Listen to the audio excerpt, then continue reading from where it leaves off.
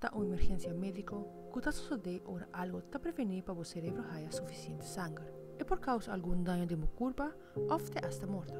Pese é importante que ora uma pessoa está havendo stroke, mas se toma ação ligeira. Cada minuto está conta, mas está pendente de seguintes sintomas e señalan: confusão, dificuldade para papia, dificuldade para comunicar, vértigo, perda de memória, debilidade ou parálise de bando de boca ou culpa.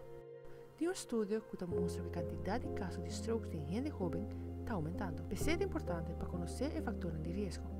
Chance para sofrer de stroke está subindo ora por pressão alta, colesterol alto, diabetes, obesidade, se fuma ou usa outras substâncias.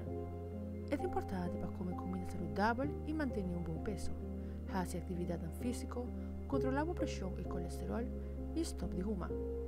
Minha Fabiola Ángela Hernández, para a notícia.